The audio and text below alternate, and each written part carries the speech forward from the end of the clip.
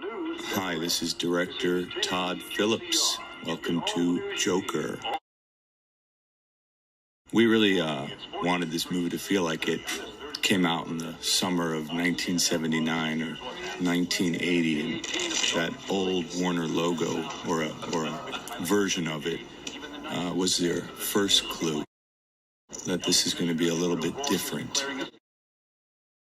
And here we meet our hero, our villain, Arthur Fleck. What I like about this scene is it gets a lot of work done in a pretty economical way, thanks to the radio playing underneath it, telling us where we are, what's going on in Gotham. Gotham is such a major part of the film, the setting of this movie. When you're doing a character study essentially about one person, other things become characters, and in this case, the setting of Gotham, of course, the music, all these things become characters. Here's Arthur, for the first time, figuring out if his life is in fact a tragedy or a comedy. And we'll be back to this location in a bit. And this is really our introduction of Gotham as a city, a broken down city on the brink. And really the key here is that sign, everything must go. The sign applies to Arthur. All of Arthur needs to be shed. He has to lose the mask that he's wearing and become the villain that Gotham deserves. But it's also a message to the audience watching the film. Everything must go. That includes your preconceived notions of narrative, your belief about good versus evil and what makes a hero and what makes a villain. I think this movie means different things to different people. And if you're not okay with that, well, everything must go. And here's Arthur in his first sort of illustration as victim, as he's sort of chasing these kids, these punks down the street, who really are just messing around with him.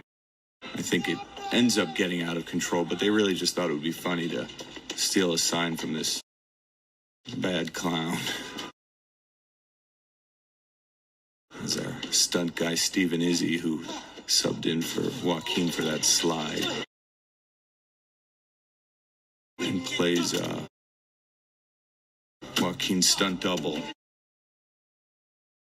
And this is the first time we hear this kind of Arthur's theme that our composer, Hildur Gunnadóttir, I have a hard time with that last name, wrote.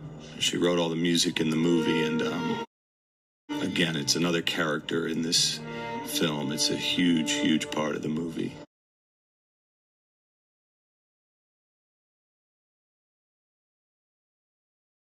I like that moment where Arthur, still going for the joke, pushes his button on his flower and the water comes out.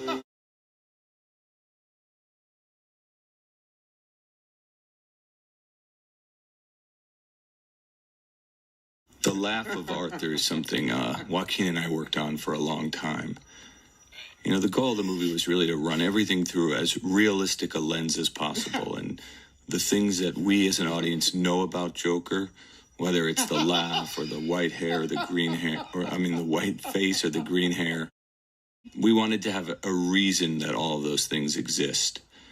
So this affliction that we came up with, this sort of laughing condition, was something that it's a huge part of who Arthur is, and it was a struggle for Joaquin, for any actor, because that's a tough thing to do.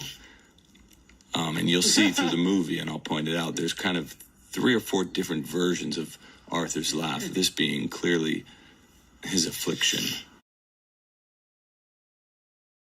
It's Sharon Washington, a great New York actor who plays the social worker. She appears twice in the movie.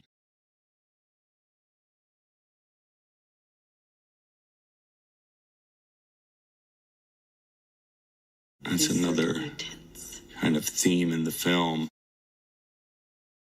That was one of the first things we wrote was this scene and that intro line.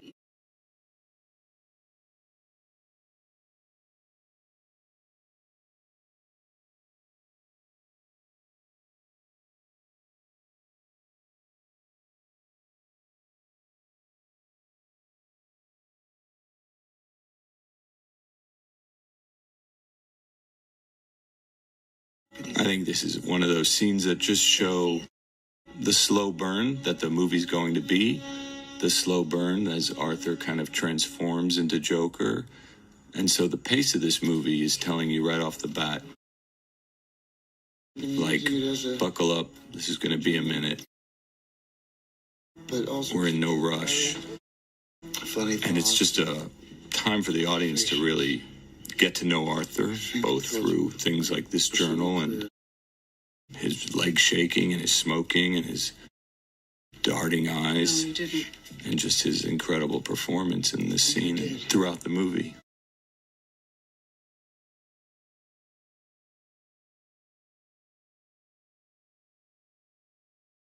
That notebook is a key prop in the film. A lot of people ask me where that journal is now. We have it in storage at Warner Brothers, but it's something I gave to Joaquin early on, was this empty journal, and Scott Silver, who wrote the script with me, we would send Joaquin some ideas for things to put in the journal, but that's all his handwriting and all his thoughts and ideas, and we would just give him jumping off points. But he ended up finishing that journal, probably took him about a month and a half before we started shooting. And there really was only one of them, and we would shoot with it when we needed it. And it was kind of always on him, even in scenes where it didn't come out. It was just kind of always in his pocket.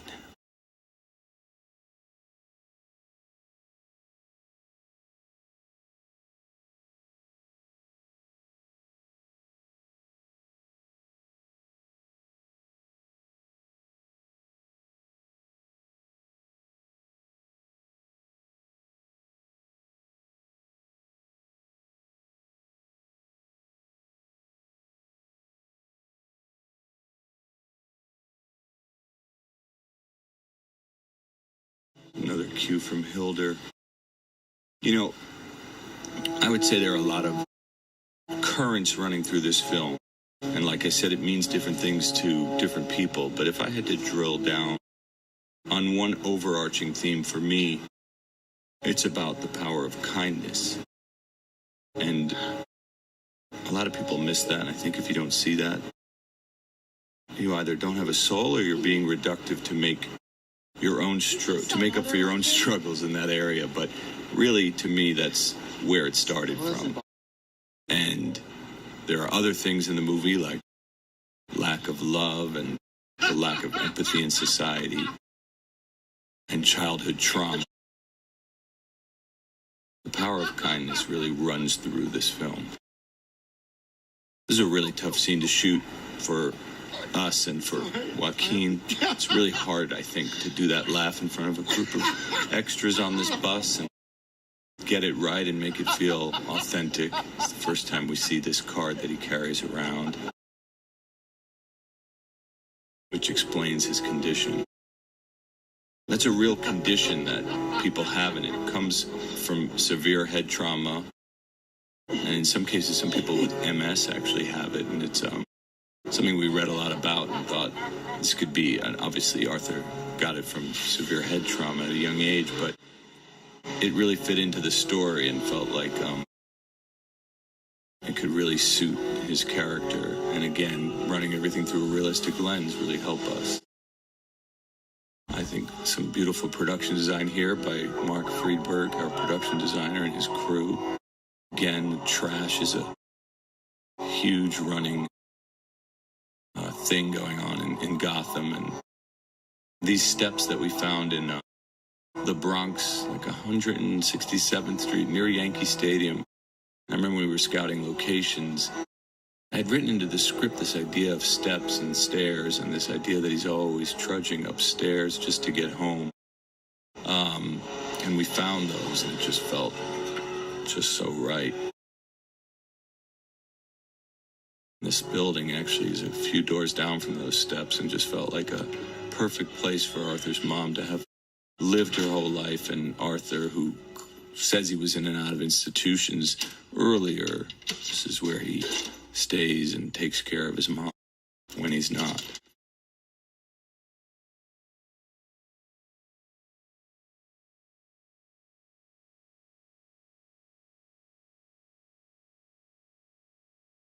This is a set we built in Steiner Studios in Brooklyn, where Arthur's apartment is and the hallway outside his apartment. The lobby downstairs was real, but this is a set. And again, referring back to the medicine that he's on, that he goes to the social worker for.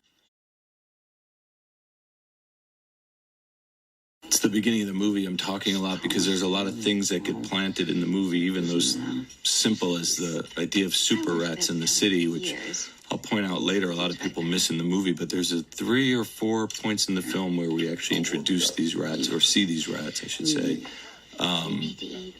So there's a lot of heavy lifting you do early in the film when you're making a film, and you sort of plant seeds of things, themes or ideas that are going to come up later. And obviously here, we're planting the idea of his mom's kind of obsession with Thomas Wayne and the Wayne family. And later we learn why.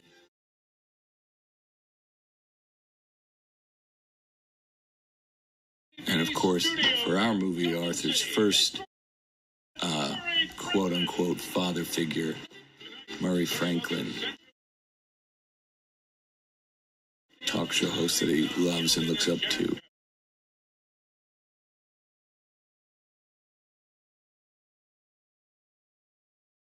And there's a really important moment because it's the first time we're telling the audience, introducing the idea of delusions and fantasies to Arthur, to the audience. We're showing, oh yeah, this guy imagines things. And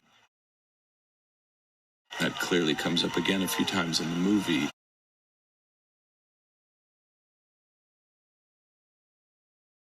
This is something we shot way early in the schedule with Bob, who was gracious enough to take this part. And it was such a thrill for Joaquin and I to work with him. We both think he's greatest of all time as far as American actors go. I love how enthusiastic Arthur is here. His appreciation of comedy and Murray just really are very evident.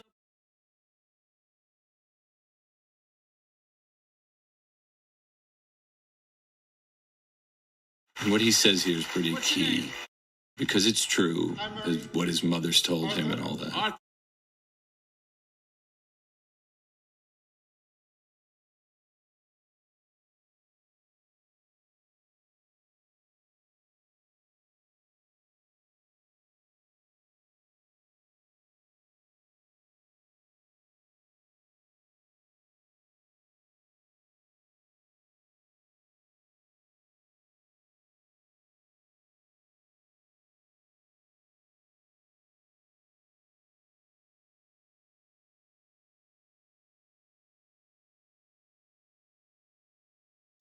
It's also this idea that Arthur has this need to be appreciated, this sort of slight, while we feel for him, there's also this slight narcissistic edge to him.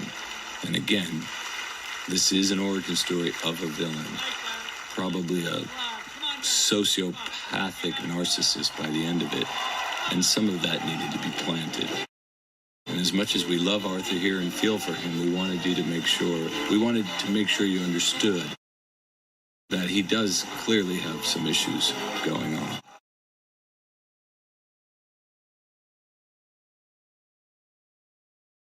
And of course, being that this is all in Arthur's head, this conversation with De Niro goes just the way Arthur would want it.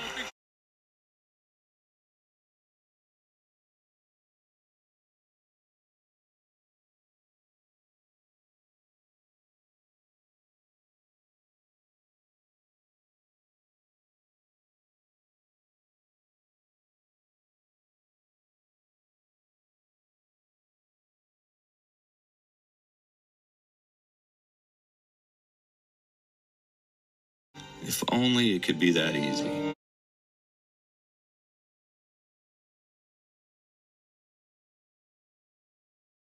People have asked me if Joaquin's wearing prosthetics in this scene, and no, that's actually, honestly, his body. It just happens to be that he lost 52 pounds, and when he's hunched over like that, it's just the way he looks. We're back in Ha-Ha's where he works, where this sort of talent agency where clowns and male strippers and other talent get rented out for parties. First time we meet Glenn Fleshler, brilliant New York actor, playing Randall. He sort of represents the alpha male of this group at Ha-Ha's and kind of takes advantage of Arthur. There's clearly something going on between this, in their relationship here. The way he says, "You're my boy," at the end of this. And obviously giving a gun to somebody like Arthur. What Arthur says here is pretty key.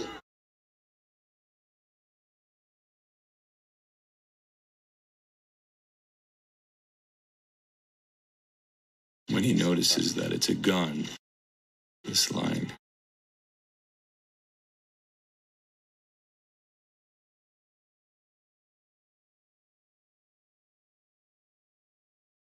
"I'm not supposed to have a gun."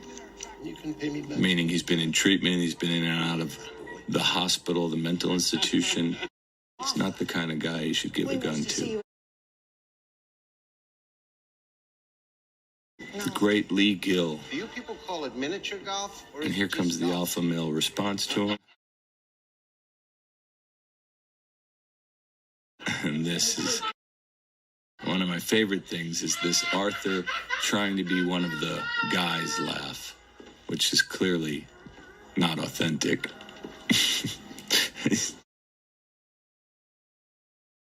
That's a second version of his laugh that we've seen. As he goes to meet Hoyt, his boss.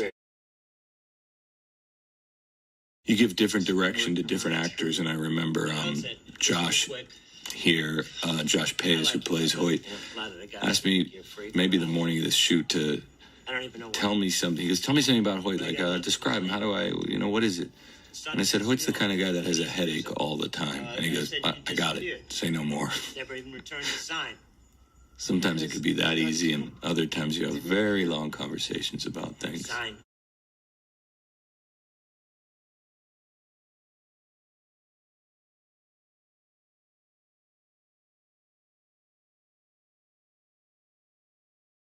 This Ha-Ha's and Hoyt's office here are connected, and this is a practical location. A practical location means we didn't build this. It existed. We go in and we paint it. We make it, better for our purposes. But it exists up on the far west side of Harlem, and is a great little spot that Mark Friedberg and our location scout, Sam, found for us. And here's our Arthur, smiling and putting on a happy face. It's the idea of a smile and smiles in general just run throughout this movie, as I'm sure you've noticed if you've watched it before. It's another theme running underneath. And what does it mean to be happy authentically and to put on a happy face?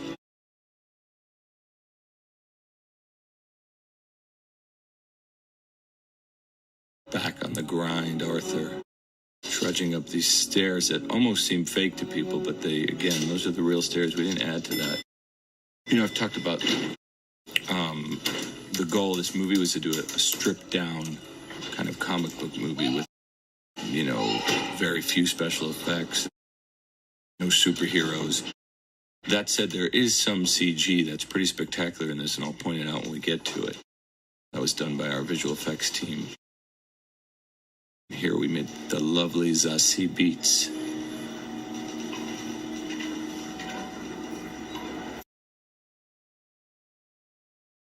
And her little girl, Rocco Luna, was just a doll to work with.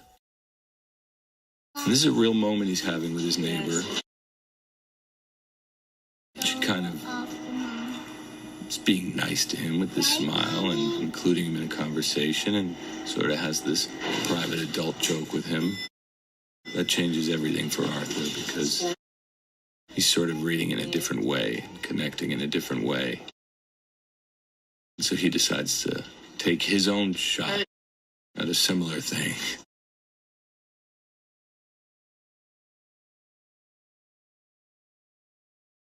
But there's a little more menace in his.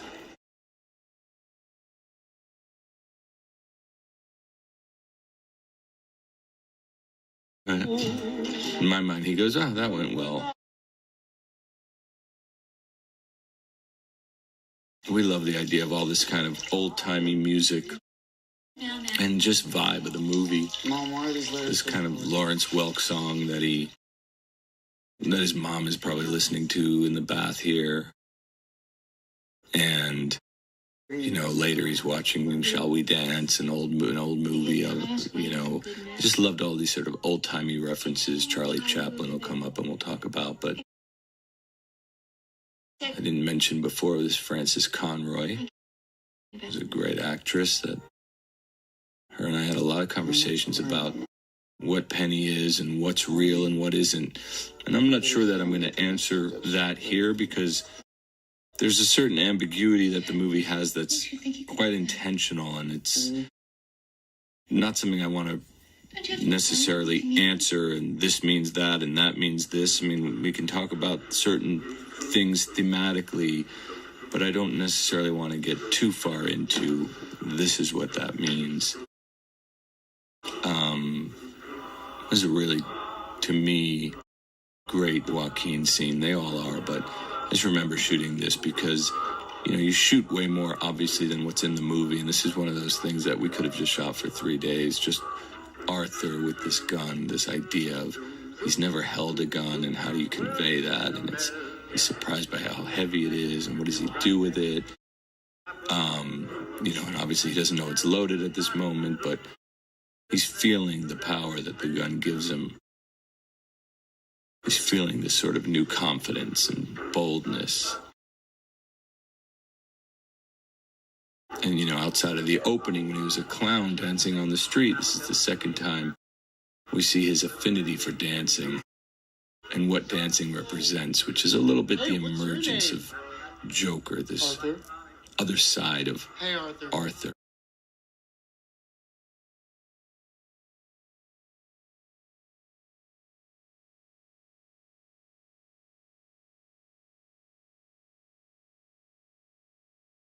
But everything always goes wrong for Arthur.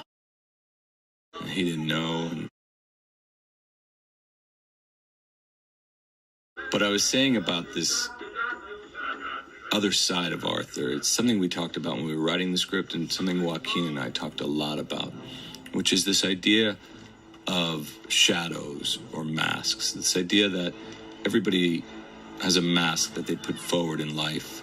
This thing that they present, the way they present themselves to other people. And for Arthur, this sort of buckled up, proper person is really a mask. But society chips away at that mask and chips away at that mask until finally the real person underneath comes out. And that's Joker. Ironically, not to confuse it, Joker wears a mask or face paint. But that's really the true person underneath Arthur.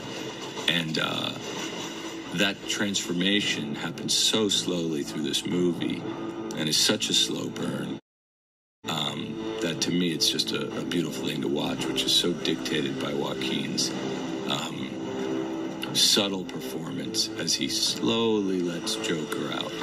And again, it comes through in some of those dance things, but it also appears in other ways. Here he is sort of tracking Sophie. I don't like the word stalking because I think he was just trying to, quote unquote, bump into her, have a moment. He was just sort of trying to get some info on her, and it turns out she works there in that bank. Here's a little bit of an introduction to Arthur and his relationship to comedy. And kind of showing that Arthur is left-footed with the world.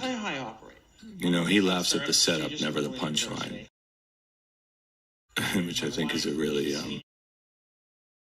important part of who Arthur is. This idea that he's out of step with the rest of the world, out of sync. I think I'm 25 minutes into this, and I haven't brought up the beautiful cinematography by my partner, Lawrence Sher, who I've done 6 movies with now. There's so many great shots, beautiful compositions, and lighting that Larry brought to this, and I'll refer to it, I'm sure, many times later, but again, it was a character in the movie. The way this movie looks, the way it feels, was something we spoke and worked a lot on. And just loneliness. You know, Arthur is always alone in that comedy club.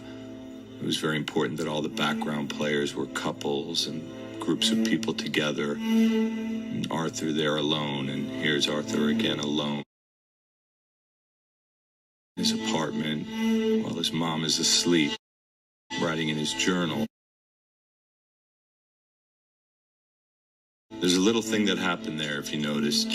Arthur writes with his right hand, but he switched to his left hand when he came up with this punchline to this joke, if it's even a joke. And you'll notice that this is a subtle thing, but Joker is left-handed.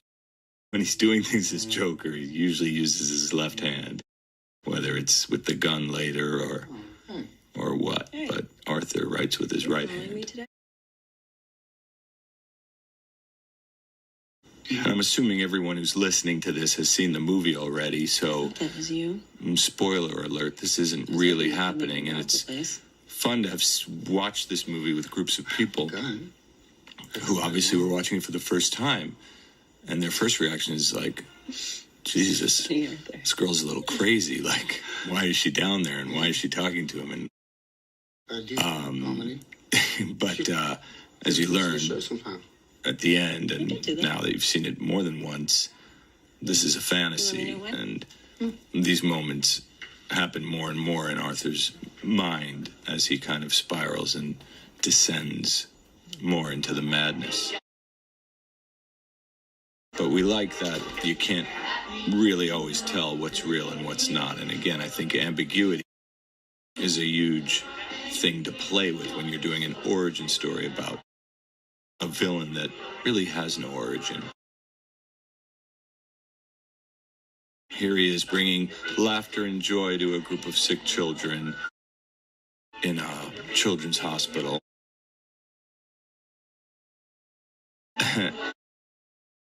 Joaquin's just a fantastic dancer in every way. I could watch him dance for hours. But like everything else, it goes wrong for Arthur.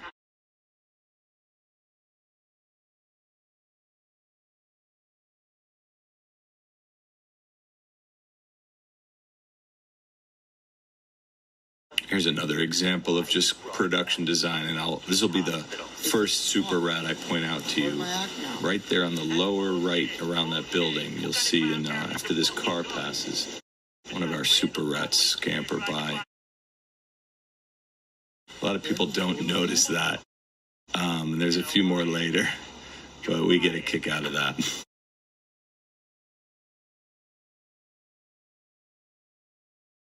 This is a scene we shot under the Manhattan Bridge in New York. This is a movie that, you know, from its very inception, the idea was to shoot it real, meaning on the street, be on a real subway, be on a real street corner, not do everything green screen that you have to do with certain movies. And it gave the movie a really visceral, realistic feeling. It also presented huge problems for us running around, you know, Upper Manhattan and Brooklyn with a guy dressed as Joker, when you have paparazzi and people with their cell phones everywhere you wanting to look. But I think the hassle was well worth it because it just gives this film kind of a gritty, realistic edge that really helps in the fabric of what the movie became. This is a great illustration of kind of Arthur, what he goes through in this, because really he's looking at these guys like, oh, maybe this is how it's done. Maybe this is how you meet women and how you interact. Because essentially he's invisible to people. And then it's a little bit of a bummer because you kind of expect he could maybe do something and say something and help out, but he doesn't. So he goes from being this coward into being a victim, and then goes from being the hunted into the hunter.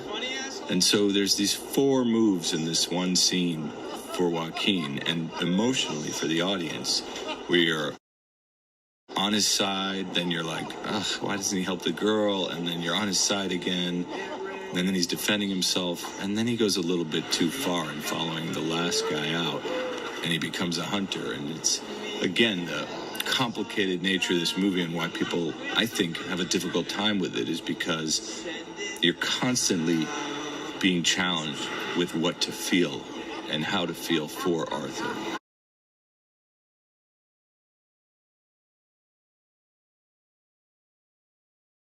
This is my boy, Carl Lundstedt, who just came into an audition and just killed it on the first one. And he was always going to be that guy. And that's Ben Warheit and Michael Benz as his 2 cohorts. I just think this scene, if the movie lives on, this will be one of those sort of iconic scenes that you remember from the film. Because, you know, as we talked about his slow transformation, this is one of those moments where big change happens, or at least after this scene. Big change happens because of this scene. And he's tired of being kicked around. But what can he do with these 3 guys?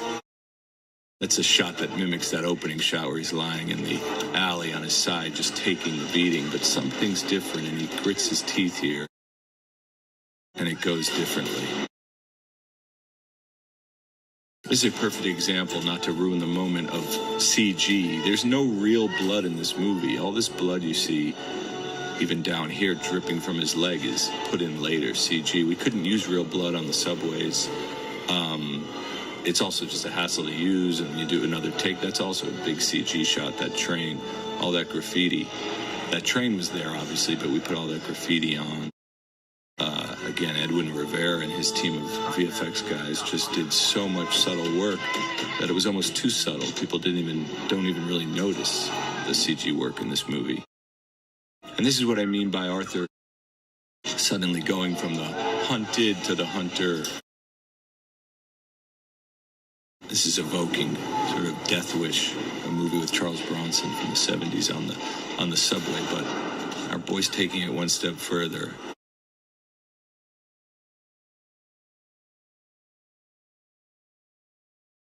I love this location, 9th Avenue subway stop in Brooklyn. Oh, wait, I'll give you another rat off to the left in a second. Did we miss it? Oh, no, we didn't hear. Arthur starts, when you shoot a gun and it's that close to you and it's that echoey, his ears start to ring. And he realizes, I better get the hell out of here. Right there, you see that rat off on the left by the trash can? Again, I said they were subtle, but they're around. The shadow again. The shadow now is leading Arthur. That's what we were talking about earlier. The mask, the shadow, this other version of yourself. Now that shadow's leading Arthur. And to me, it leads him to, for me, the most iconic scene in the film. This kind of, I don't even know what we call it, interpretive dance by Joker to the music in his head. This is one of those scenes, I've spoken about this before, that was written entirely different. It was written that he goes in the bathroom and he washes the makeup off his face and he's freaking out and he decides he's going to hide the gun and he ends up hiding it under one of these little kind of grates that is under the sink there. You can't see it here, but when Joaquin and I got there, that morning, it didn't feel right. It didn't feel like Arthur would have the wherewithal to even worry about hiding evidence. And why would he do that? Did he see it in a movie or something? It just didn't feel very Arthur to us. So as we struggled to figure out what we could do on this set, because we had 200 crew people waiting outside, I played him this piece of music from Hilder, our composer, that I had gotten. I literally played it off my iPhone. And he just started to move. And we kind of looked at each other and realized that's the scene. And again, it sort of represents this evolution or devolution as he is, as Joker is emerging and Arthur is getting more and more chipped away from.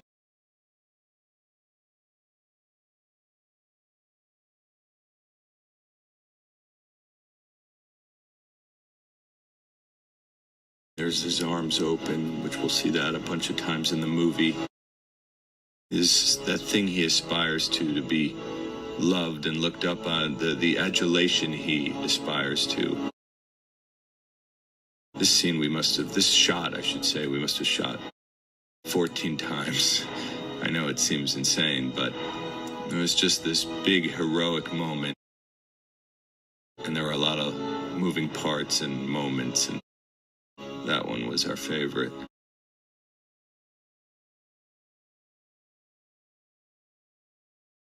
You know, there's a lot of mirrors in the movie. Mirrors are a thing in the film, and you know, I often have said that movies are a mirror for what's going on in our time, and I think Joker's no different. We might have, you know, set this movie in the late 70s, early 80s, but we wrote it in 2016 and 2017.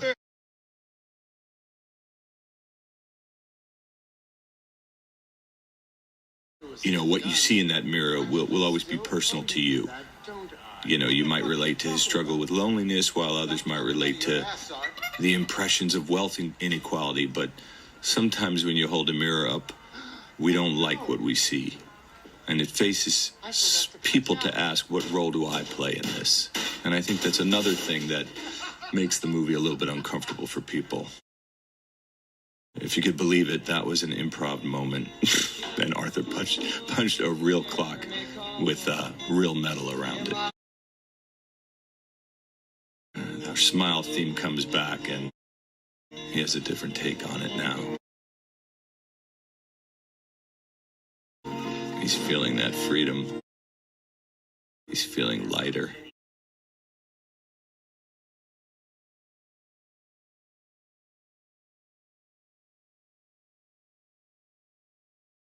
Little moment where we show that he's getting to the end of his meds. And an important moment with an introduction to Thomas Wayne.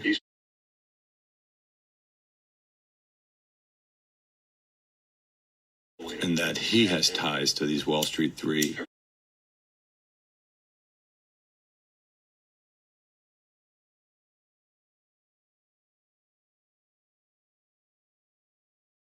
Every time I met Joaquin, when we would talk about the script before we made it, Joaquin smoked. In the very early versions of the script, we didn't have Arthur or Joker being a smoker, but it just looked so right for Arthur, and I'd never seen a version of Joker where he smokes. And Arthur, and Joaquin, I should say, smokes a lot, and Arthur smokes a lot in the movie. He smokes more than Humphrey Bogart. And there is something just, you know, I know it's bad for you and it's horrible, but there's just something very Arthur about it to me. This is a key moment for Thomas Wayne, where he just sets off a thing in the city by basically calling 97% of the city clowns. And Arthur sees the humor in that. And that always feels like a little volcano about to erupt with the smoke. It's the Metropolitan Hospital on the Upper East Side of Manhattan. Great helicopter shot we did, and repurposed it as this what do you call it, institutional building, wonderful. Where he's back with his court-mandated social worker appointments. This is one of my favorite scenes in the movie. Until a little while ago. Because of what Arthur's saying and how she's unsettled by it all, but also has to tell him some bad news. Existed.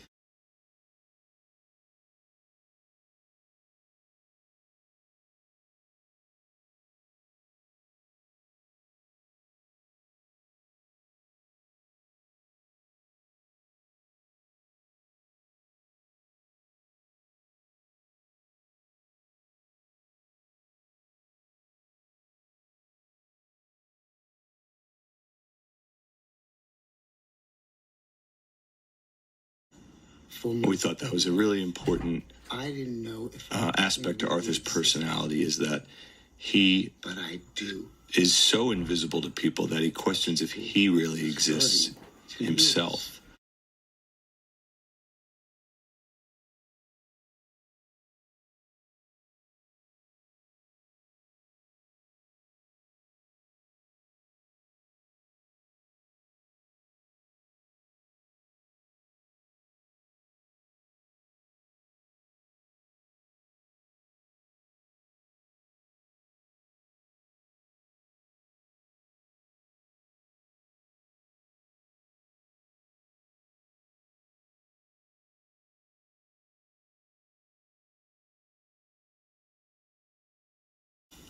You know, there's really no right or wrong interpretation of this film, but to me, the film has always had a really progressive message.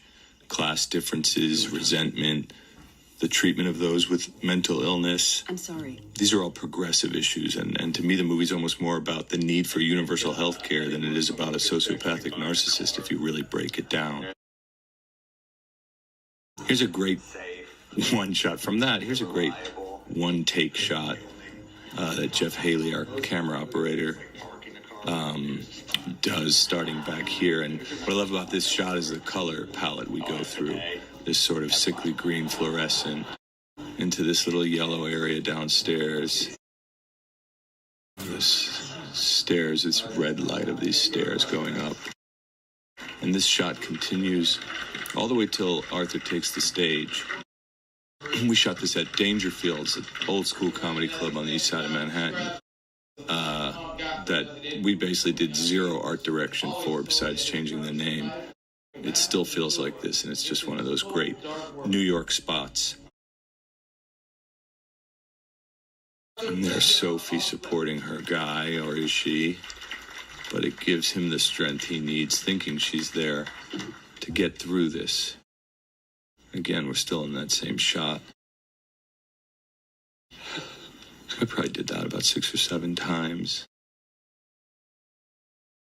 And he can barely get out the hello before his affliction takes over.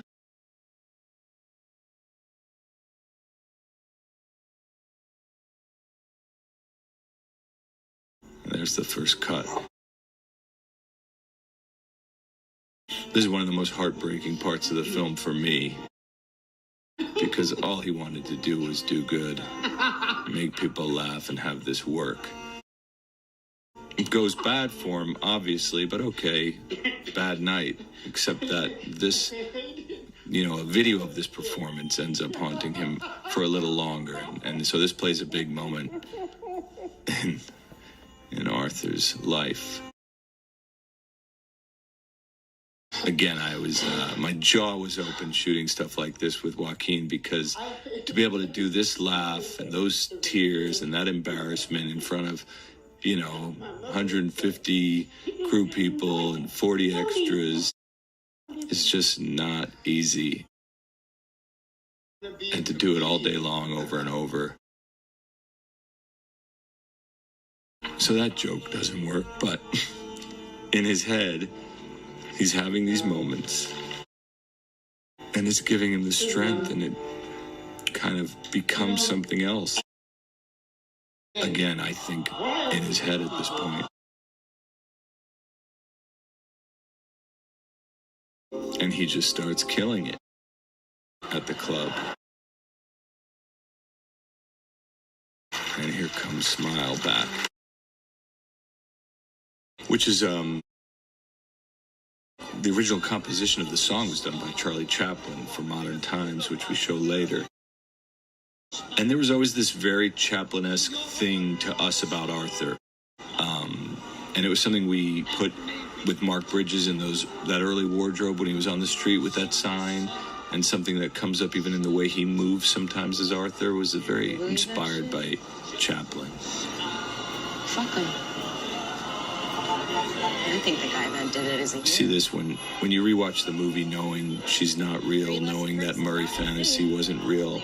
They're all saying the things exactly the way Arthur would want to hear them.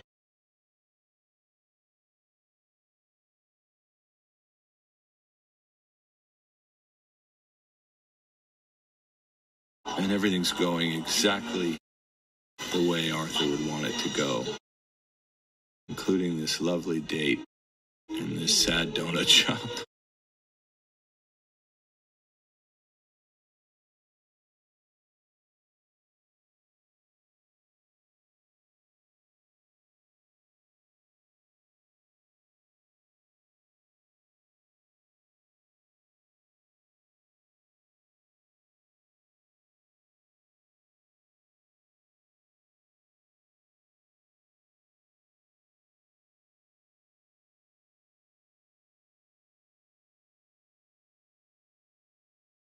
We're introduced there to Murray's famous sign-off, "That's Life," as the Murray Franklin Band goes into their instrumental version of the famous Frank Sinatra tune.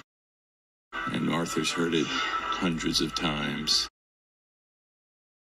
as he helps his mom into bed.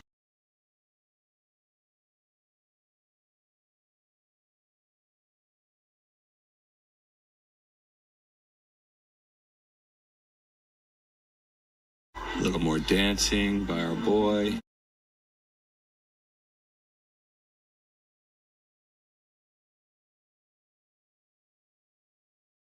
Or did he?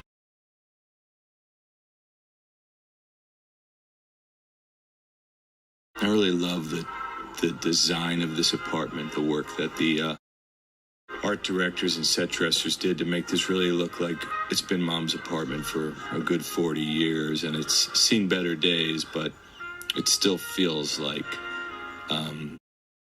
it's almost like a time capsule. This was probably a great place 25 years ago, and it just hasn't been changed much, besides the bullet hole in the wall that Arthur made last week, but okay.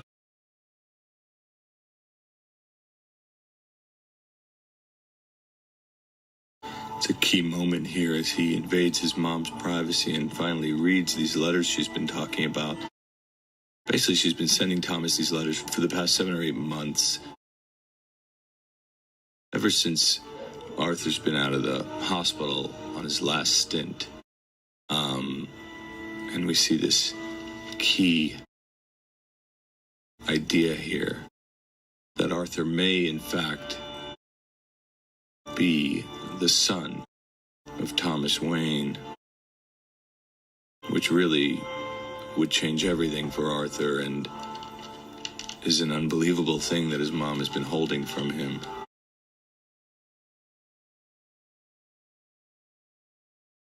I really like this edit coming up.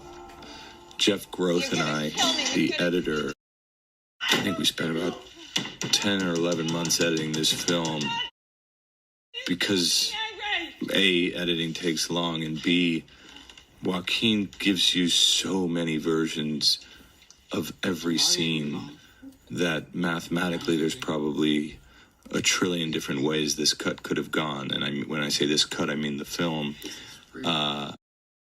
And it was challenging and inspiring, and every day we would go down rabbit holes of different ways to cut different scenes. And, at some point you'd have 3 great versions of the same scene, and sometimes we just had to pick one, and other times we would bring in friends, filmmakers, writers I know, and show them 3 versions of a scene and see which one they responded to. But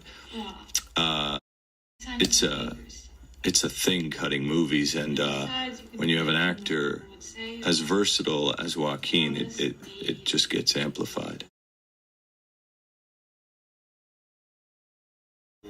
This is a perfect example of what I'm saying. I mean, he probably did 5 different versions of how he would react to his mom talking through that door.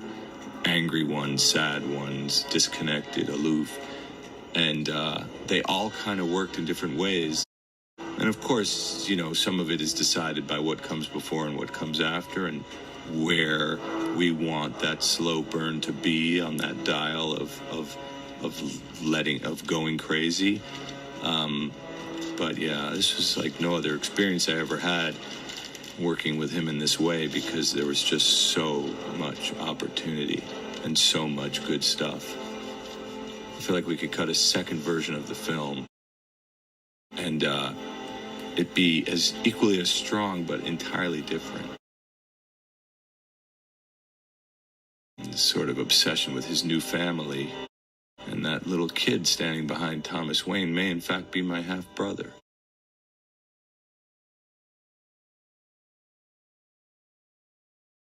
There's another moment where I thought of, when I see it, I think of Chaplin or even Buster Keaton, just the great silent actors. Somebody said to me, we were screening this film in Italy, and they said they were with their mother, who didn't speak English at all, and she understood every beat of it, and that it played like a silent film. And I thought that was a really beautiful, it was a beautiful thing to hear, because I know what they meant. And there's just so much emotion going on behind so many of these scenes that you're able to keep up either way.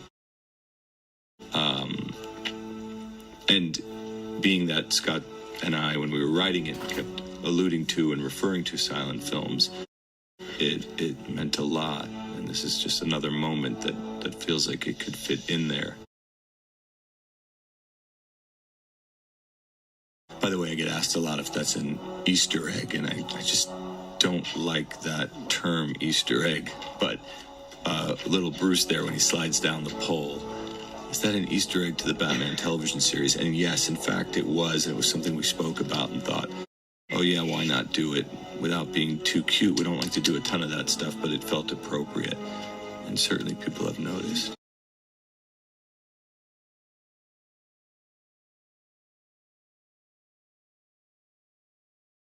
So if you believe Penny, this is the first time Joker meets Batman.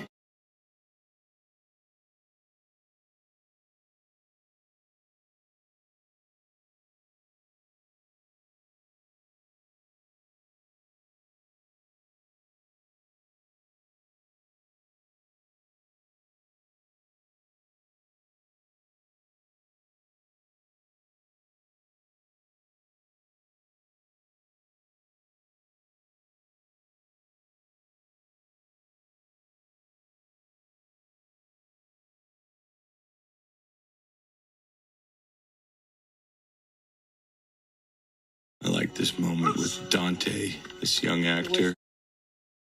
Joaquin was very respectful about not really putting his fingers in his mouth. He kept just pushing up his smile. And I kept pushing Joaquin to, no, you gotta put your thumbs in his mouth and really do it as if you're doing it to yourself. And Dante was down. I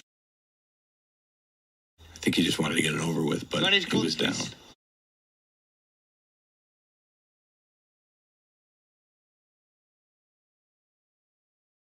Douglas Hodge here.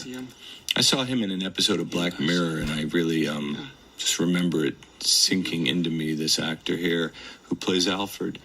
And when we were casting for Alfred, I remember telling Shayna, our casting director, to get some tape on him and look him up, and we just kind of fell in love with him. It's hard because some of these actors are bigger than their parts, if that makes sense. Douglas is not a guy who just does one day on a movie.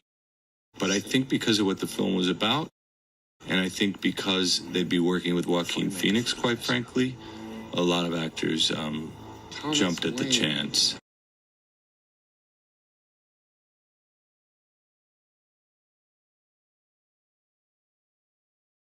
Who, again, is bigger than his part, but was excited to do it, I think, because of Joaquin.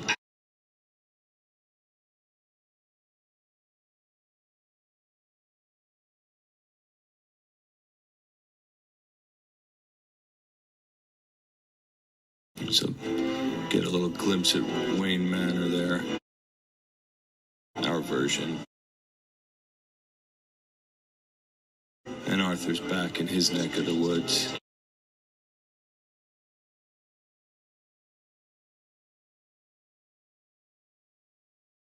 Sometimes you cast actors and sometimes you just cast real EMT technicians, which is what we did here with these two gentlemen. It's a lot easier to just take two real guys that know how to do this and tell them what's going on and what the scene is than getting an actor to learn how to do all that business.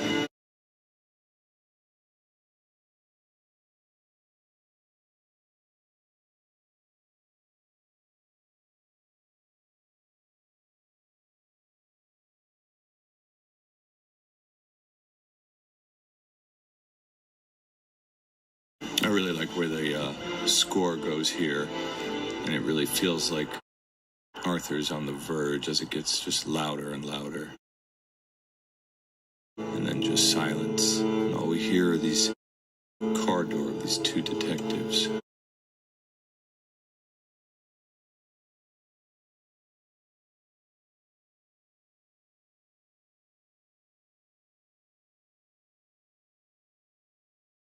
This is Bill Camp and Shea Wiggum. Again, perfect example of actors that are bigger than their roles. But I think they really dug the script and the opportunity to work with Joaquin and be in this film.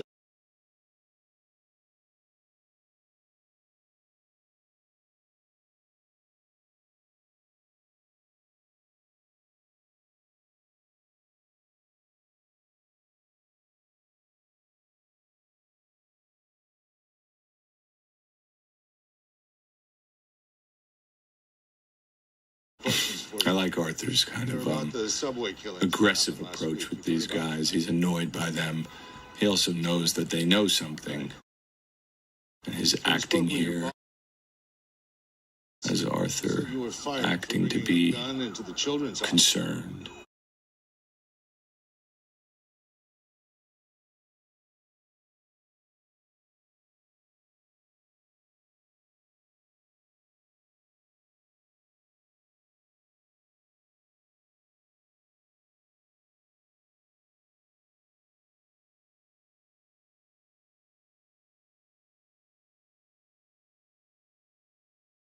It's a little clue into Arthur's physical comedy. You don't really know if he's doing this as an act or if he actually is walking into the door. Part of your act, he says about the card.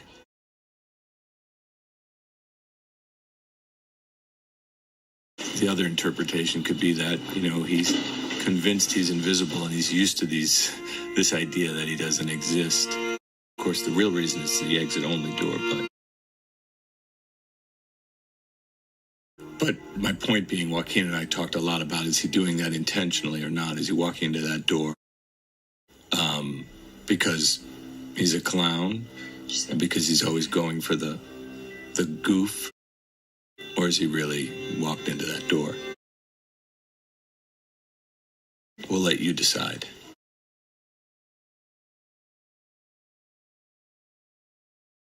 This is where people really were getting disturbed by the idea that, what is this woman doing with him?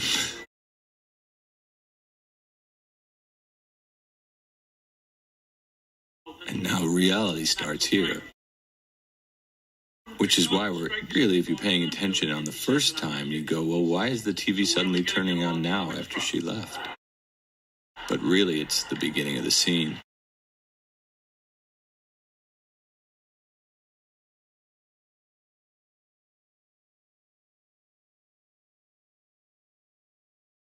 This is a great illustration of Joaquin's sort of ability to go from ecstatic to mortified. So excited that he's on TV, on his hero's television show. He can't believe it.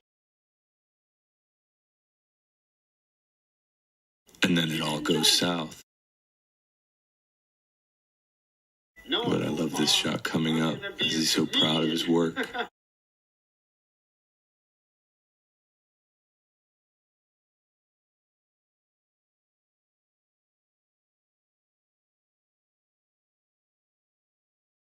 when we shoot these things like this, we actually have Bob De Niro on TV. He's really watching that TV, which means we have to go out and shoot that first. So one of the very first days, in fact, it was the first day of shooting, was all the stuff of Bob on TV that isn't the ending, that isn't the big scene. So this is my first time working with De Niro, and he had to do like 4 different wardrobe changes for all those moments he appears on TV, and we're kind of rushing through all that. And, but it was fun. But just catching him up on, wait, we're gonna use this in the hospital scene. We're gonna use this on the scene where his mom's sleeping and he comes home and he dances with her and all that stuff. That definitely had a bad effect on Arthur, and he is definitely sliding further and further down the steps into madness.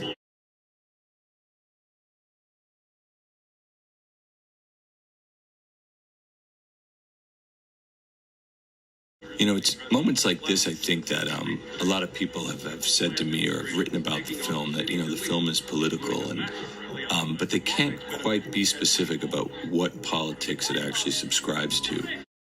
Because essentially it's really not political. It's humanist. And those are 2 entirely different things. And again, the movie means different things to different people, but it's become almost a Rorschach test to me, at least the responses have, a kind of what people put on the film. And the other description that comes up a lot is the idea that it's nihilistic, which to me is really a way of dismissing it entirely. I would argue that it's not nihilistic, but it's about the consequences of a nihilistic society. And again, these are 2 entirely different things. This was something we shot out in Jersey City. I think this is their city hall. We redressed it and brought in all these great background players for the opening or grand reopening of Wayne Hall, whatever this night really represents, where they happen to be showing Charlie Chaplin's Modern Times. And there's already, you know, unrest because of what Wayne said about the clowns and all that. These are one of those scenes that it's a lot tougher to shoot than it looks, just because the scale of it, the amount of extras, and all that. And now we jump to a different location, which is the King's Theater out in Brooklyn, this great old theater that they've restored over the years, where they put on shows, live music. They show movies sometimes, but it's mostly a live venue.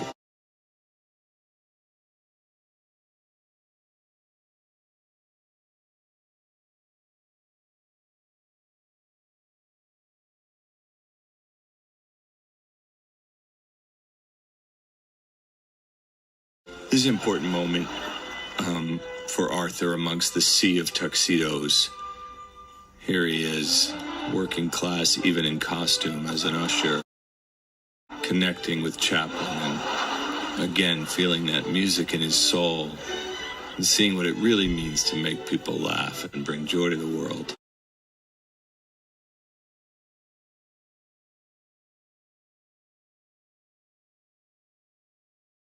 Again, that class division that you see throughout the whole movie of the haves and the have-nots, and the people that Arthur will never really be part of. Or is he? I mean, he might be that guy's son.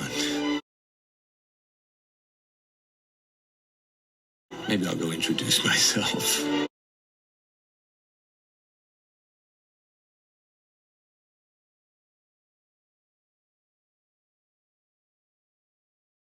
This is a scene we shot 2 times in 2 different locations. This is the first time we shot it, and Joaquin and I went back and looked at it, and we would often talk about these scenes. We would shoot in the day, and we'd end up texting each other for 3 hours that night, and he would tell me what he didn't think he did well, and I would tell him, no, it's going to work, and by the end of it, he would convince me that we should probably reshoot it. So this is one that we reshot. Help you, pal. And we didn't end up using what we reshot. We used the original because it's just a beautiful and heartbreaking moment for Arthur, where he thinks his dad might even be happy to meet him. And it goes not quite as planned.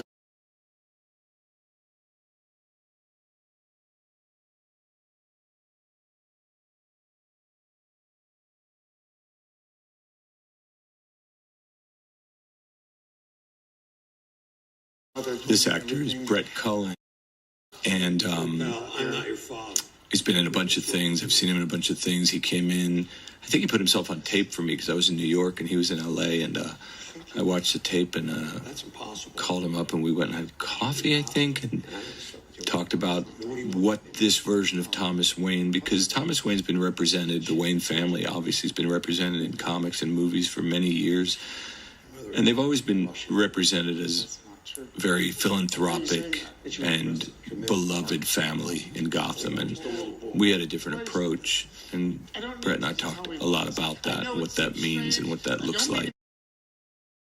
And this is not easy to come in for 2-3 days on a movie and stand toe-to-toe with Joaquin Phoenix in a scene like this. So we struggled a lot with it, which is why we reshot it. But when we got to the editing room, we realized this was the one. It's an inopportune time for his laugh.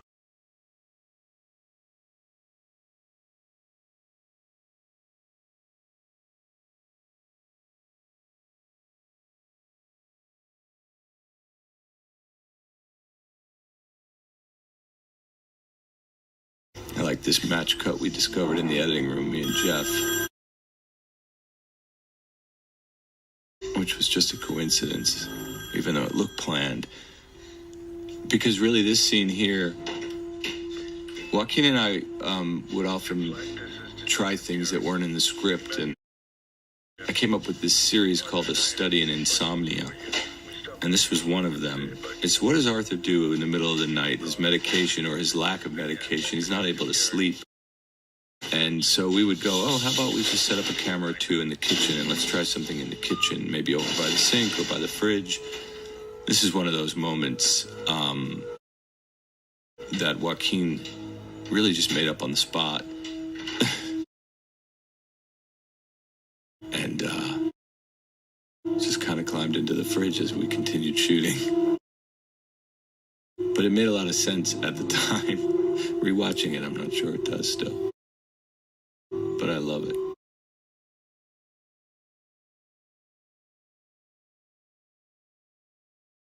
I really like this framing coming up. This apartment was designed so we could shoot a lot of frames within frames, through doors, a lot of corners and things. Here's a perfect example. As we rack focus to our boy, this idea that these sight lines continue through this small apartment, but you still have these great sight lines. And we see that Arthur actually likes these articles that have been written about him. He's cut them out and put them on the wall, on the cabinets.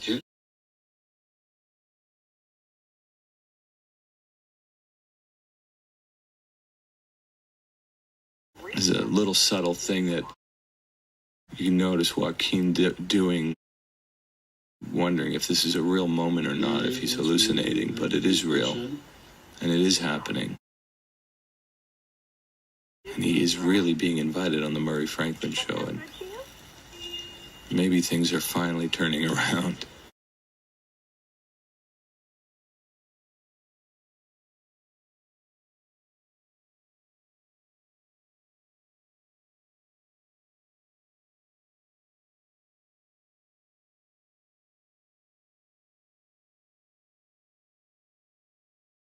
This shot to me is always really essentially just about what is he thinking about?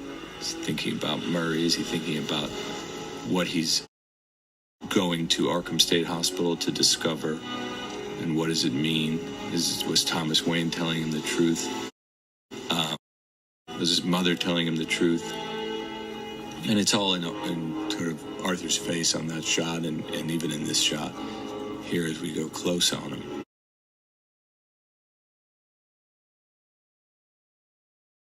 He's hopeful.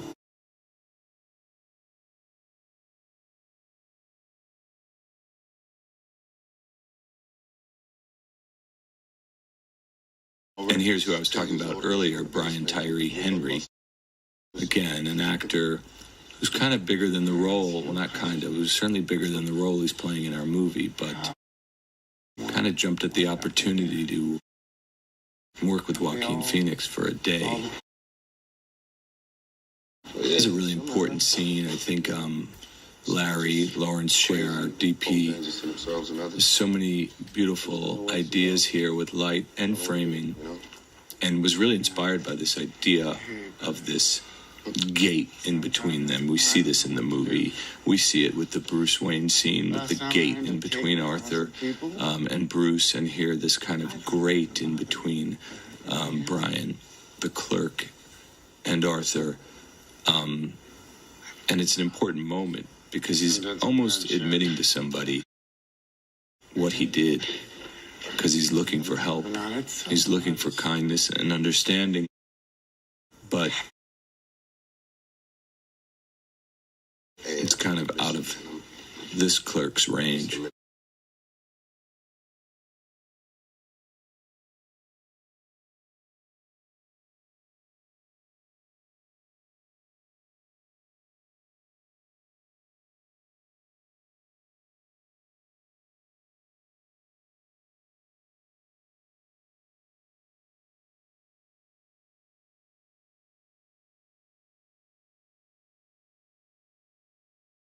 He reached out for help. He got good advice, but as he said, the city's cut these programs. This is, I think, so beautiful. Some really beautiful acting and emotion from Brian in this. You can see as he reads ahead of what he's saying. He doesn't want to tell this guy. And you see the empathy in his eyes. So he blames it on the red tape of the situation, and he can't really do that. He's really trying to protect Arthur.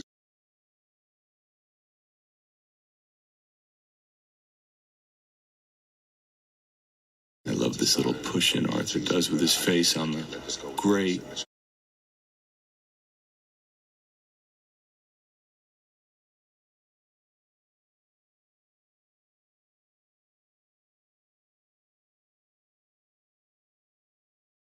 One of the things I love about Joaquin is the way Arthur runs.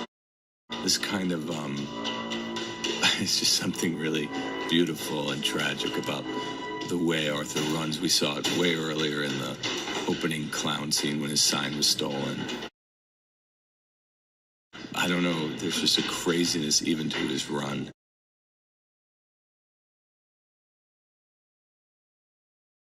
This is a tough scene for Arthur, a tough scene to shoot.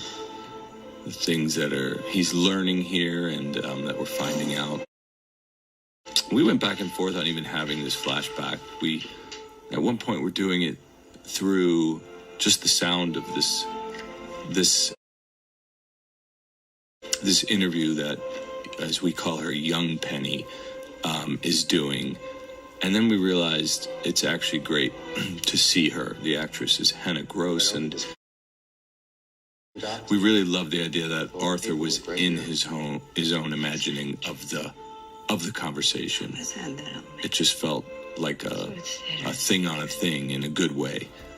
So he's in the room that his mom is in, even though obviously he's not there. He's just reading a file. It felt like an interesting way to illustrate it. It felt like a unique way to illustrate it.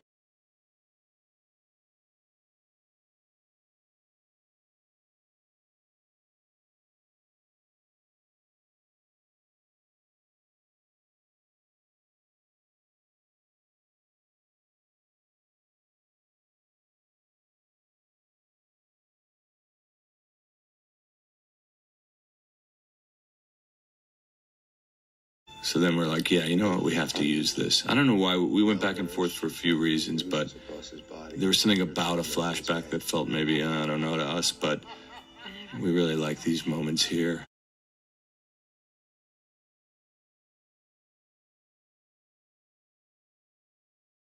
But really the idea is he's reading this as a transcript in this file, a transcript of that interview. But he's seeing that play out in his mind, and then he's in the room.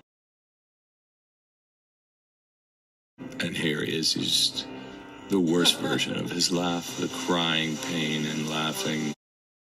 Worst as in most painful.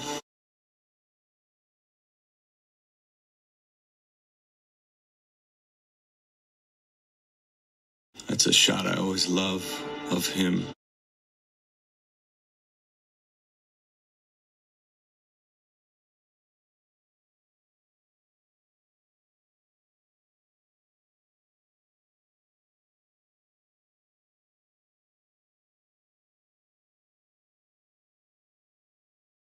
A flashback to the moment he met his girlfriend and gives him the idea, well, quote-unquote girlfriend gives him the idea that, oh, maybe I'll go talk to her. She'll help me out through this horrible few days I've been having.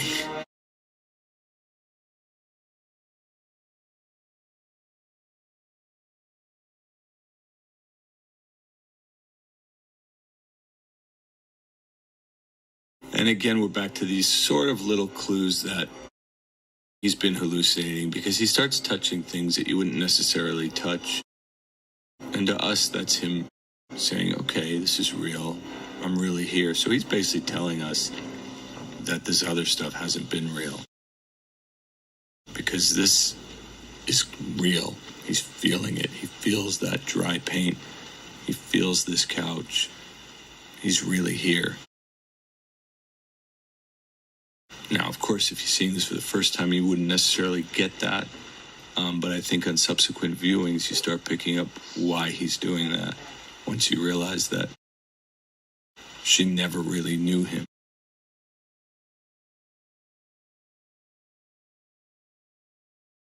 It's a tough scene for any actor, and Zassi and I talked a lot about that. What's the level of panic that you show?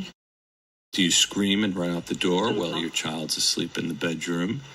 Do you, she knows him. He's not a full stranger, and she probably, like everyone else in the building, knows he's troubled. So we decided to approach him with empathy and calmness. The goal is being to get him to get out of the apartment and not necessarily trigger him any further.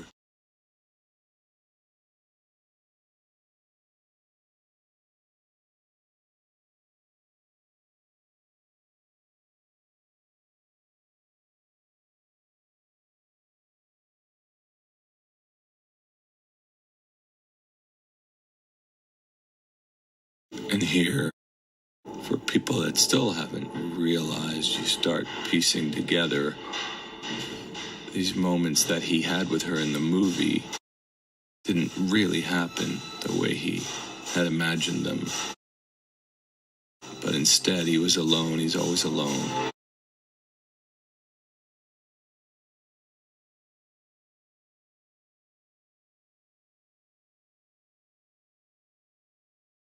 I think the question I get most about the movie that I can answer is, did he kill Zazie and her child there? I'm horrified by the question. He did not kill Zazie and her child. He had no reason. Sophie, he was in love with Sophie. In his mind were people that did him wrong.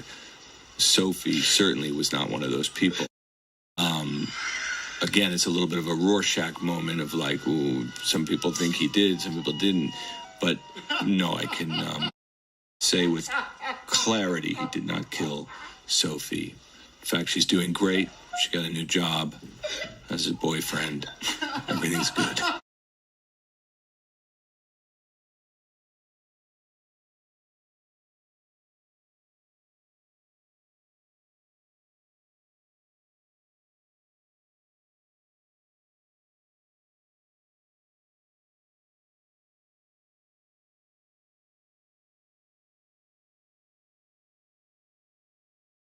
I like this moment where he's saying her name.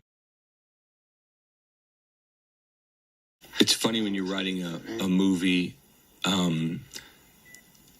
how always hated that name. You know, you think about the idea of what a character is named, and it took us a long time to come up with the name. Not a long time, but we went through a lot of versions to come up with the name Arthur Fleck. You know, that's always difficult. You know, Arthur ended up working for us because I always thought it sounded regal. You think of King Arthur, you think of royalty. King Arthur also has an ambiguous origin. You know, he's an illegitimate son of a king, and that's what we wanted you to kind of think here with Thomas Wayne. But ironically, Arthur does become a king of sorts in the end, a king to the disenfranchised, lording over the mayhem. So we really liked the idea of Arthur, and then we wanted something that kind of played against that, and Fleck, this idea of something that sounds like nothing, like dust, like a smudge. He's the king of nothing, Arthur Fleck. And that just felt right to us from the beginning.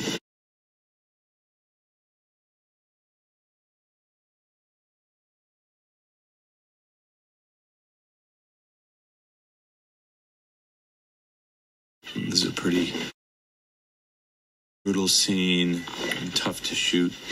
We love Frances Conroy so much, and here he is holding a pillow over her, and he's really holding a pillow over her. Of course, you know, she can breathe and all that, but it was it's one of those scenes that you see, oh, that's coming up tomorrow, and you don't really think about it too much until you're there, and you're like, oh, wait, we have to do this to this poor Frances Conroy, who's been nothing but lovely to us.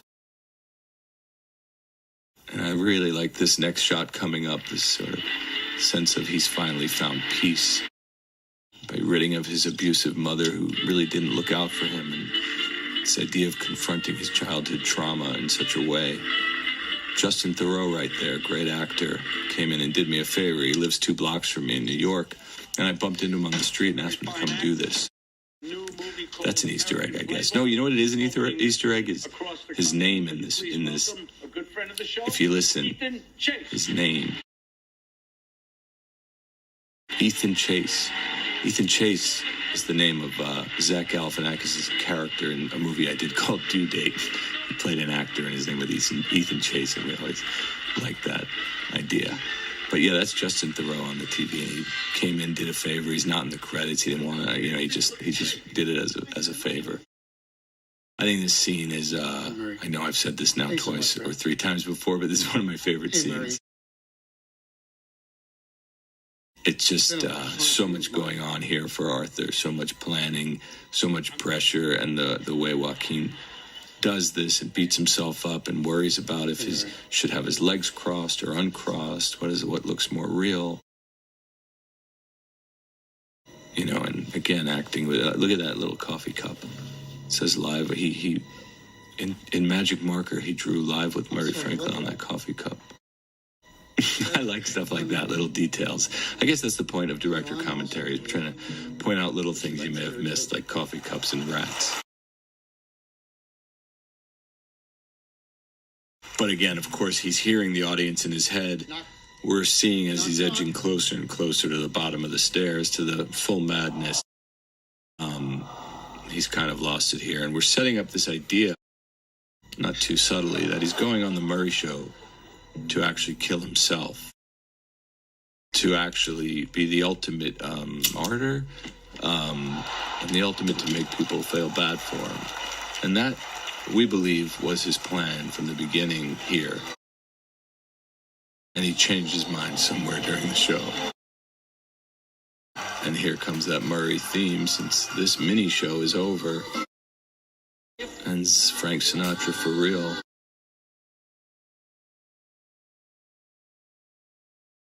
And the mask is gone. There's no more Arthur. It's all Joker.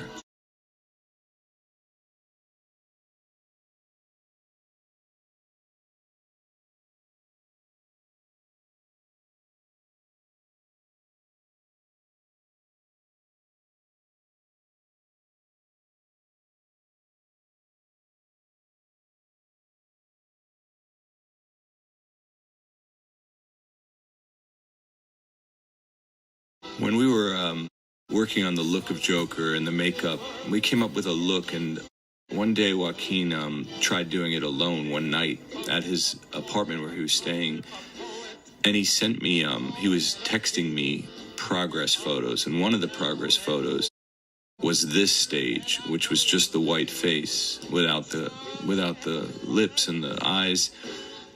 And I wrote, oh, that's a little clue, but we'll get back to that. And I wrote, man, I love this look with just no makeup but the white thing. And he said, me too. And I said, you know, we should just do a scene or two with just that look.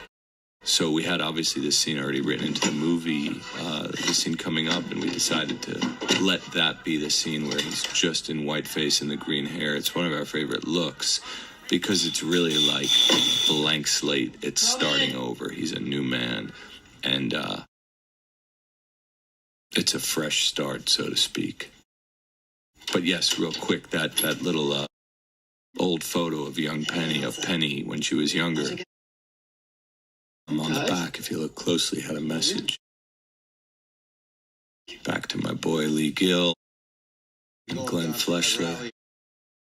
This is a particularly brutal scene, but there's so many things going on in this scene that I find interesting. I'll try to keep up with it, but mainly it's tone. I think a director, you know, one of the biggest jobs a director has is a director's the purveyor of tone. And the tone of this scene is unsettling, like the tone of most of the movie. And then it goes to abject horror with a vile and brutal murder. And then it sort of steps into comedy. And it's doing all that within 2.5 minutes. And I don't know, for me, I'm particularly proud of that ability to kind of jump through these tones, but keep an audience engaged. And anytime I've seen this film with a large crowd, they are horrified, they're they're mad at themselves for laughing after. It's just one of the most uncomfortable scenes to witness with a large group. But we love it. And we spent a lot of time on this scene, both in shooting and editing. And again, we're going to go back to CG. All this blood is CG. Every drop of blood in this scene, including the blood on his face and on the wall and on his hand, is CG blood. Put in after the fact. And now that I say it, you're probably thinking, you're going, oh yeah, it doesn't look real. But no, it looks real. And there's some great work, again, done by Edwin.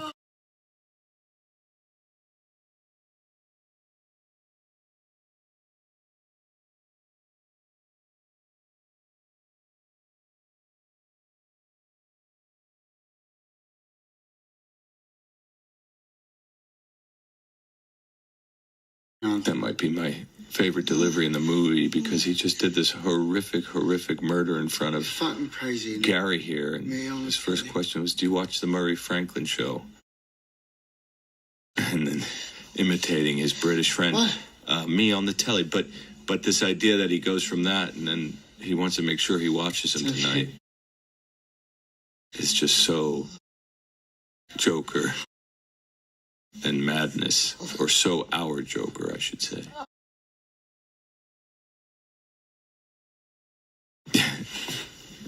And again, always going for the laugh, Joker. Timing is everything.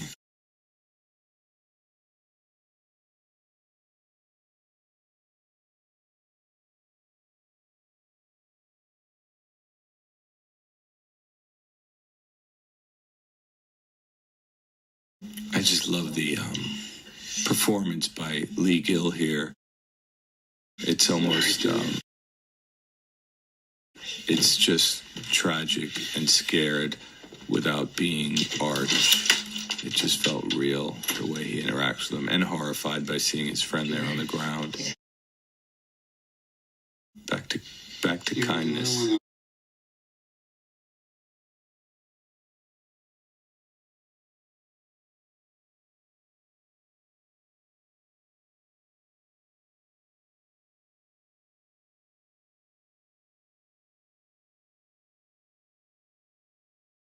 And he's gone now.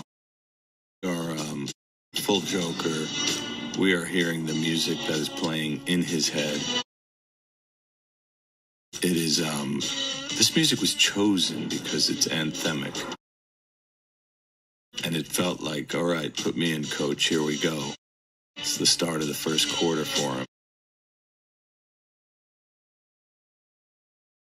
But it is clearly music he's listening to in his head.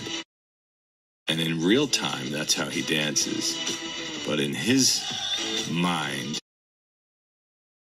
it looks more like this slow motion we're about to see, which is this smoother 60 frames per second. That's what he sees himself dancing like. And it's fantastic.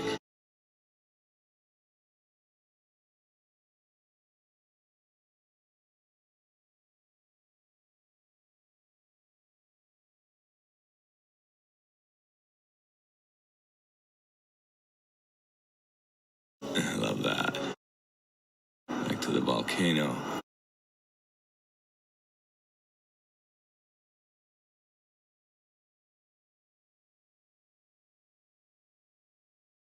We really wanted this chase to feel, again, the whole movie, the whole vibe of the film, what I said at the very beginning about it, feeling like a movie that came out in the late 70s or early 80s. No big car chases and giant stunts, although that's a stunt. Again, our boy Steve Izzy, Joaquin's double. But the idea of a foot chase through Gotham, in the vein of, moments in French Connection or,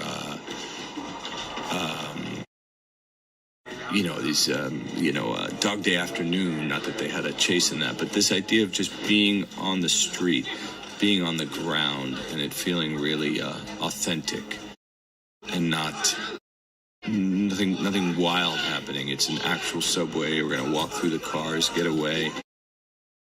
This is really important that it felt visceral and real.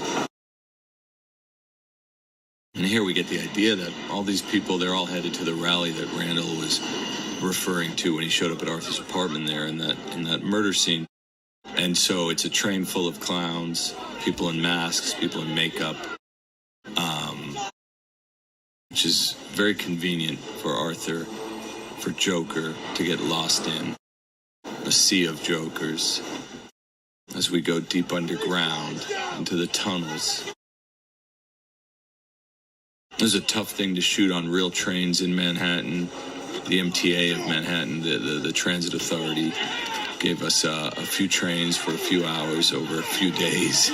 And we had a ton of extras and staging fights and mini riots on this train and firing off fake guns. It was this was probably the toughest stuff to shoot on the movie as far as logistics go.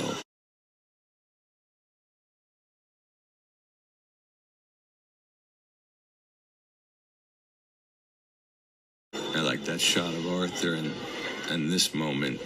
Doing the murder from outside the train just felt cool to us.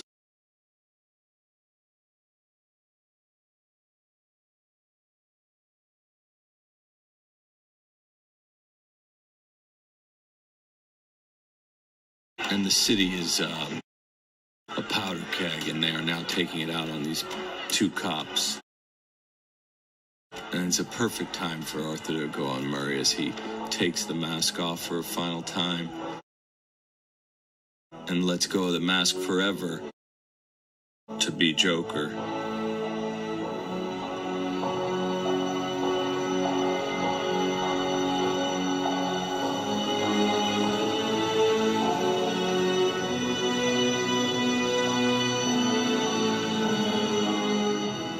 I've been talking so much that I've been talking through so much of this beautiful score, but I just think, again, the music is such a big character in this film.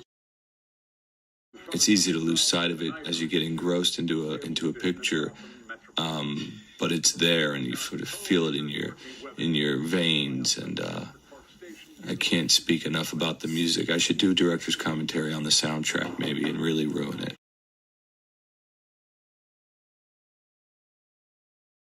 First time we see Murray's producer, Mark Maron, Gene. Gene knows something's up with this guy, but Murray's more excited to have a moment to poke fun at this guy on a national television.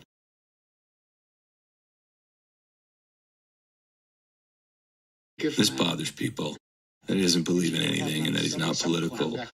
But to us, it's very Joker. Joker doesn't want anything, and I'm talking about Joker, the Joker we all know and grew up on. He doesn't want women, he doesn't want money, he likes chaos, he likes mayhem, but there's not anything he necessarily believes in. And it's bothered people about this movie that he says that, but I think it's really key. I love the way De Niro looks in this scene. I mean, he's just always so good.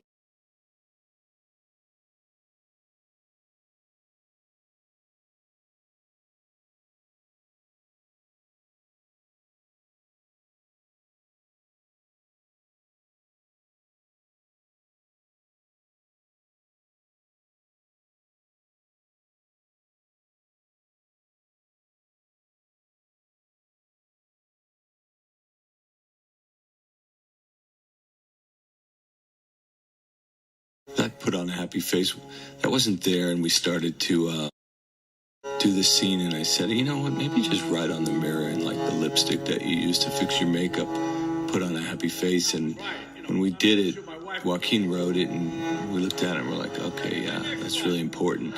And it's just one of those things that comes up while you're shooting, kind of happy accidents, things you stumble on.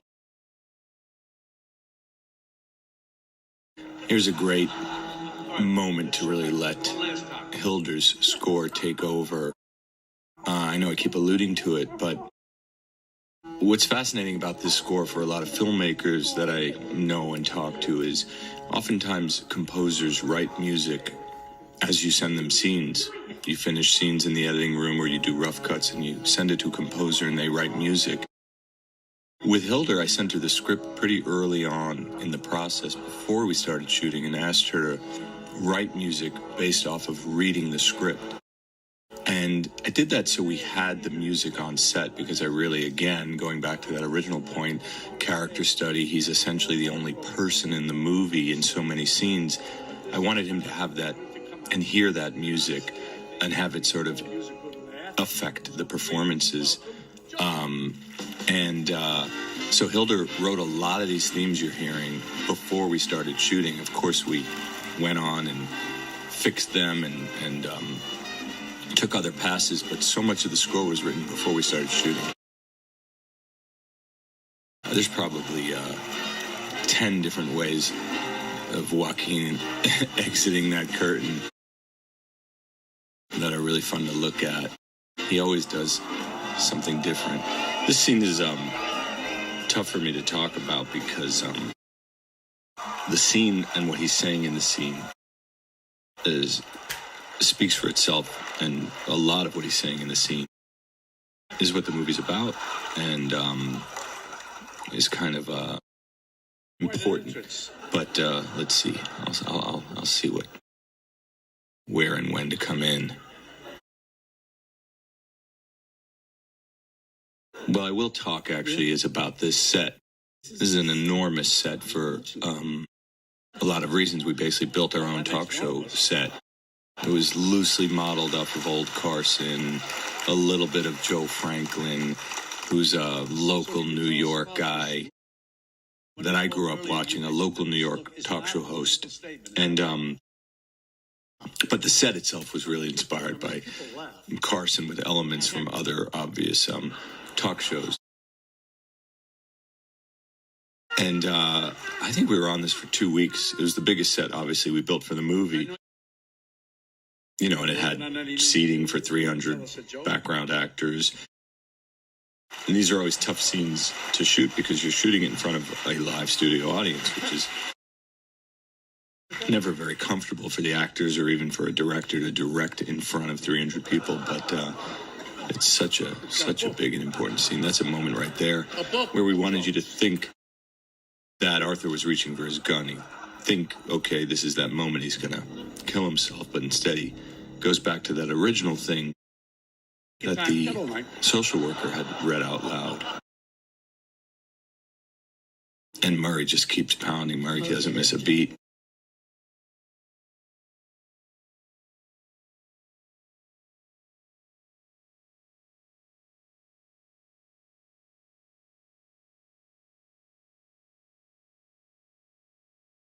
I love that look he gives to the sidekick.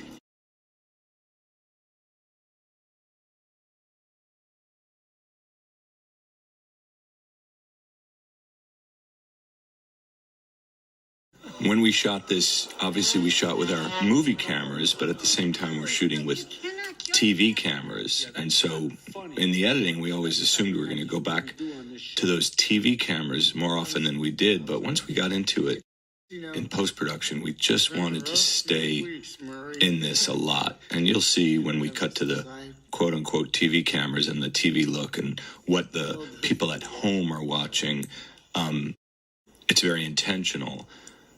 But we used a lot less of the TV footage than we thought we would. You see the TV footage, obviously, up on those screens.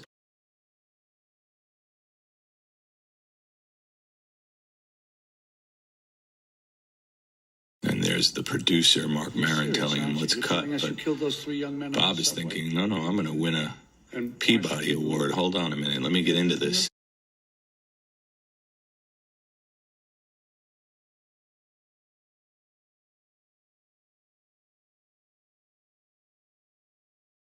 You know, two people I didn't talk about is hair and makeup, and I'm just staring at that beautiful green hair and that beautiful makeup, and the makeup done by Nikki Lederman and Arthur's hair by Kate Giorgio. Anyway, they are just fantastic, and those are our lead hair and makeup people, and they did such a beautiful job on all the actors, but obviously Joker stands out. Back to Joker's theories on comedy.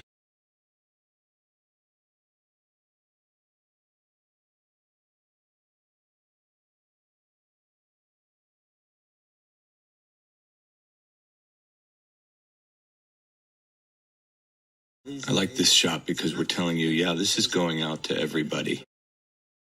And what he's saying there is really important.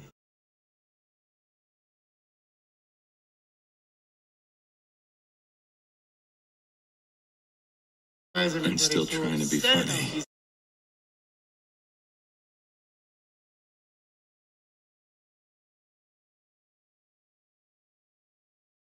Back to being invisible.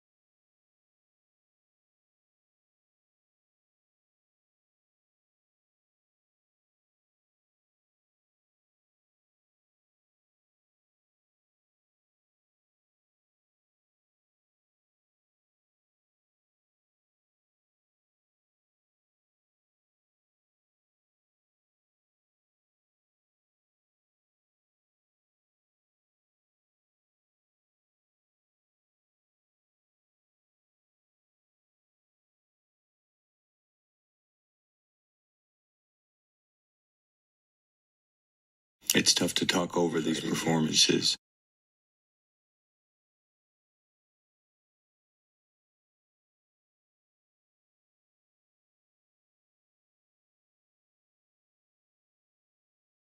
And now, De Niro stops holding back and leans in.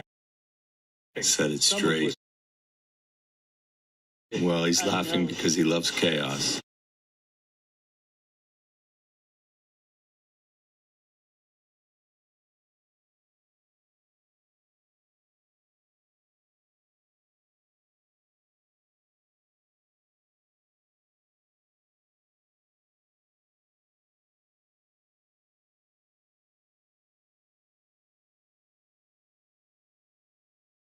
Again, CG blood. I mean, I think this movie's disturbing. I'm not delusional. I know there's that TV footage we're talking about.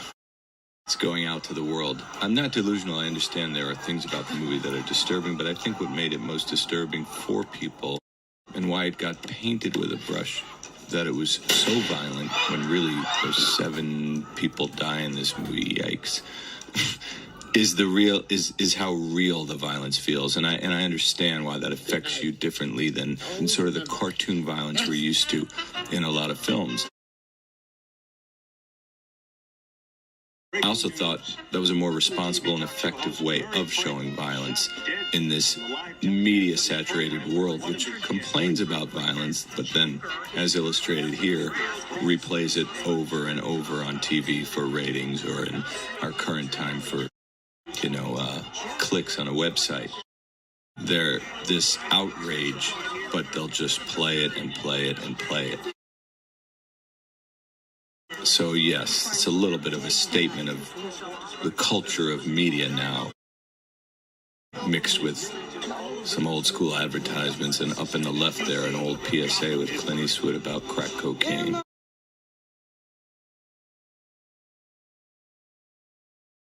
And now all bets are off, and the inmates are running the asylum. The people have taken over. The governed have decided to govern. And it's just what Arthur likes to see.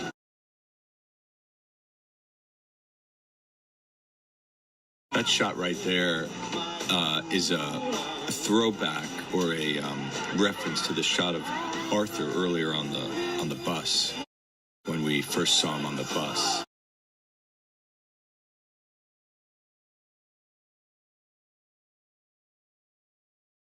Just enjoying the chaos and destruction that's happening in his wake.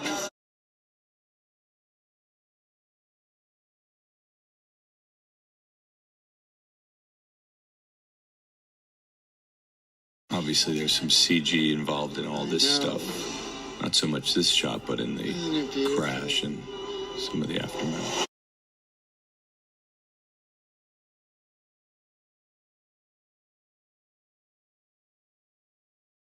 And again, we really like the lo-fi aspect of just the real feeling of even, well, I wouldn't call that a major stunt, just even the stunt work wanted to feel really basic and old school, so to speak. We realized that wasn't an accident, that these are some acolytes that have come to free him. This whole sequence was shot not in Manhattan, but in Newark, New Jersey, on Market Avenue. You see the sign right there. We didn't change it because that there's a good 4 or 5 block stretch in Newark that still feels like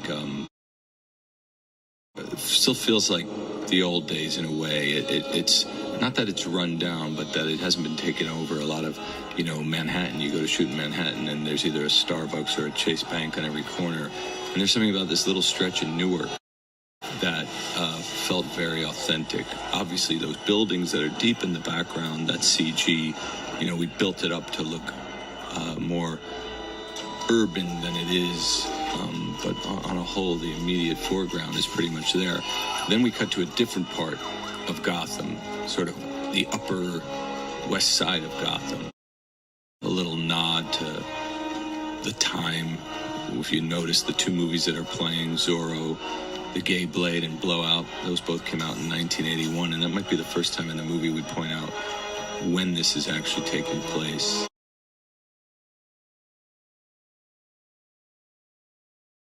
Now, this scene has been done in many movies and in TV shows and comics, and we really like the idea of keeping one foot in the comic book world, even though we really were creating a origin for Joker that was entirely new. We like the idea of it ending in a way we all know, and this origin story of a villain somehow turns into the origin story of Batman.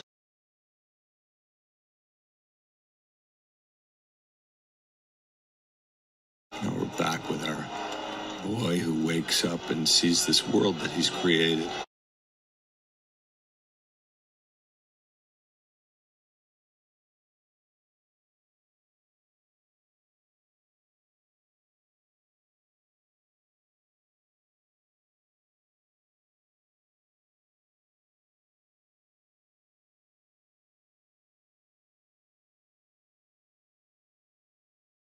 He's getting the applause that and the validation that he always sought, whether it was through stand-up comedy or attempting, to be on Murray's show, all those things that he had been looking for, that adulation. He's finally realized what he has to do and what he has to be to get it.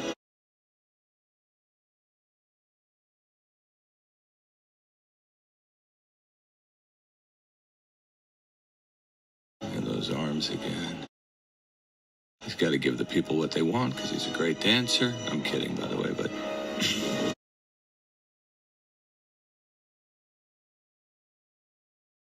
I mean, again, when you watch this without me mumbling over it, you got to just raise the score as loud as you can because this is such a beautiful moment. As he puts on his happy face, so everybody can see him smile like his mom has always asked.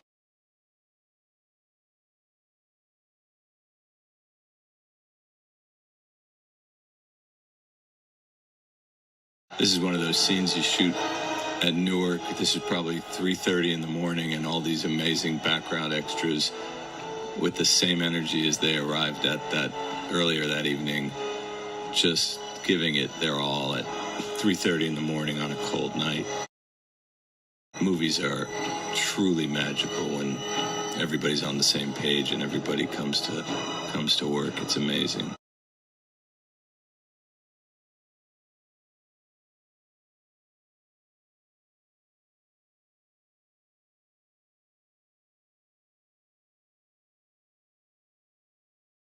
To me, this is the third color of Arthur's laugh. This is not his affliction. This is not him trying to fit in with one of the guys. There's something he truly finds funny. It's a genuine laugh.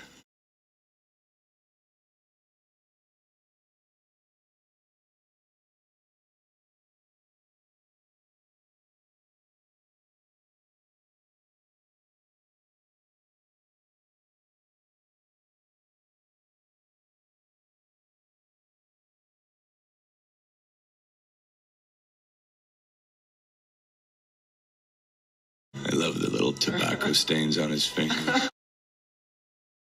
Oh, rat alert, super rats behind him.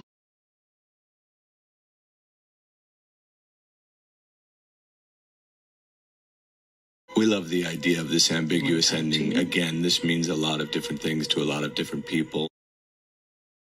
But it's all about this line.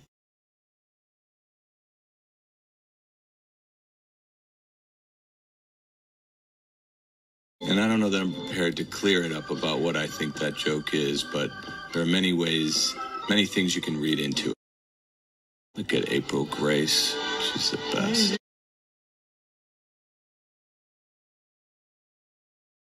And I think this is pretty important what he says right here.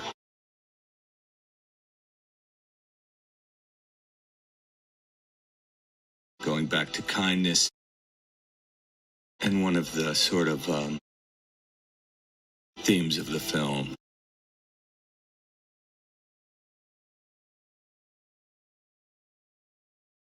We shot this probably 5 or 6 different ways.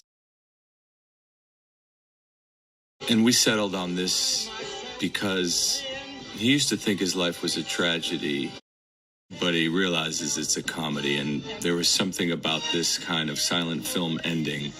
Not this moment per se, but as he walks, you notice the sunlight is coming up, and things are just getting better and better for Arthur. Even though he's handcuffed and in Arkham State Hospital. But it's this idea of pure freedom for him. And this little chase that happens with Orderly at Arkham, that little sort of Keystone Cop back to silent film thing, we thought was an appropriate way to end this tragedy/comedy.